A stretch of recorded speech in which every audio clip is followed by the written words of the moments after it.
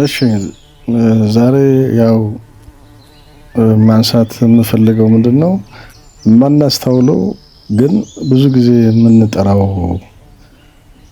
የምንጠራቸው ጉዳዮች አሉ እና ስለሱ ለማንሳት ነው።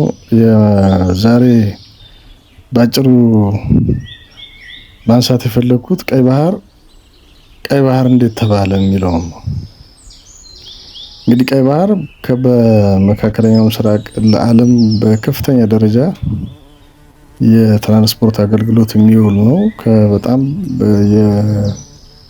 እነዚህ የነዳጅ ጫኝ መርከቦች የሸቀጥ ጫኝ መርከቦች የሚንቀሳቀሱበት በጣም ብዙ ውስብስብ የሆነ የጂኦፖለቲካል ቀጠና ነው።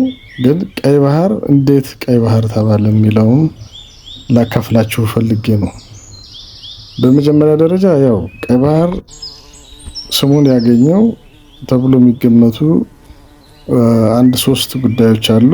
ከሶስቱ ውስጥ ሁለቱ ተቀራርበው አግኝቻቸዋለሁ። ከነዚህ ውስጥ የመጀመሪያው ነገር በባህር ውስጥ የሚኖር ወቅት ጠብቆ ቀለሙን ቀይ እንዲሆን የሚያደርግ የአልጌ መኖር ነው። በብዛትና በቀጥታ በውሃው አልፎ አልጌው ማየት የሚቻልበት ሁኔታ በመኖሩ ቀይ ባህር ተሰኝቷል የሚሉ አሉ። በሁለተኛ ደረጃ ደግሞ በአካባቢው በሳውዲ አረቢያ እና በኤርትራ መካከል ብዛት ያለው ተራራ ላይ የሚገኝ ቀይ ድንጋይ አለና የዛን እዛ አካባቢ ያን ስም ተወሰው ነው ቀይ ባህር የተባለው የሚሉም አሉ።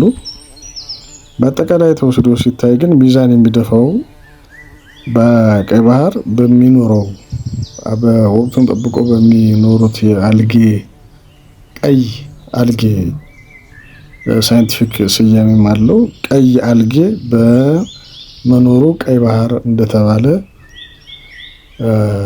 ላጋራችሁ ፈልጌ ነው። አመሰግናለሁ።